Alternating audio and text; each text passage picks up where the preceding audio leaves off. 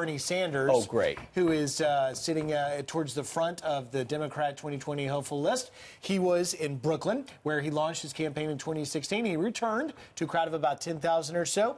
And here's a little bit of what he had to say. I want to thank all of you for being part of a campaign which is not only going to win the Democratic nomination, going to defeat Donald Trump, who is the most dangerous president in modern American history. We are going to transform this country.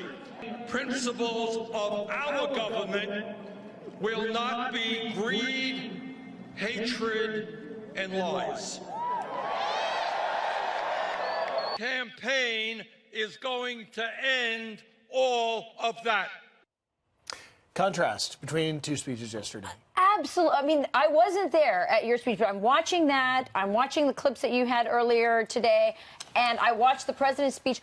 That looked glum. The president's speech at CPAC looked pretty fun. People were having a great old raucous time with President Trump's speech. And, you know, it's really taken by Bernie saying that the president is dangerous. I'll tell you what's dangerous is peddling socialism. And that's exactly what he was doing there. And he actually talked about transforming America. We all know exactly what socialist, self-described socialist Bernie Sanders wants to transform this from the most prosperous capitalist country in the world into socialism. And by the way, let's not forget, Bernie Sanders is the same guy who said he cheered the socialist revolution in Venezuela. He said you were more likely to find the American dream in Venezuela, and now he's kind of not talking about Venezuela. Yeah. I wouldn't take advice on what to do with your economy from this guy. But I got a button from Griff. Let's check this out. It's nice. It says, hindsight is 2020 with a picture of Bernie on it. Thank you, Griff. Griff also brought me a T-shirt from the rally.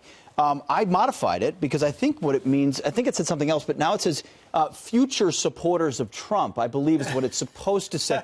See, these are all young kids who go there and they get T-shirts with slogans on them, and they don't know anything because they're young kids, and they're seduced by free things. Free But what they actually are, once they start paying taxes and understand that, like, militaries are smart because they, like, defend you, and borders are kind of important, and America's kind of a special place, they become future supporters of Trump. So they'll regret someday the foolishness of following this guy. But listen, you cannot forget, this is all about 2016. The burn is the base of the party. It may not be Bernie, but the soul of the Democratic Party is Bernie. It's socialism, it's Medicare for all, it's all of those things. I'm going to take my button off. What was so fascinating, though, was at CPAC, for anyone who's attended, a highlight is the straw poll. Everyone gets to vote. As you come and go, there's these booths where you vote, and in an election year, it's for which candidates you support.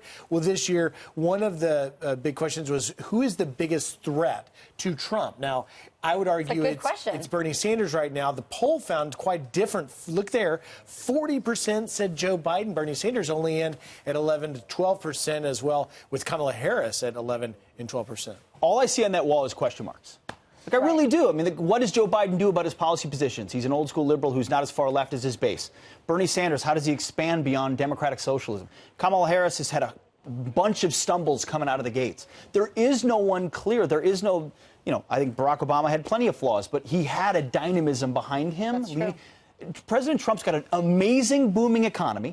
You look at CPAC, complete base behind him. Anyone that tries to challenge him is a fool. He's got the base behind him, and he's got a great message. Who it will be, he's in a good place.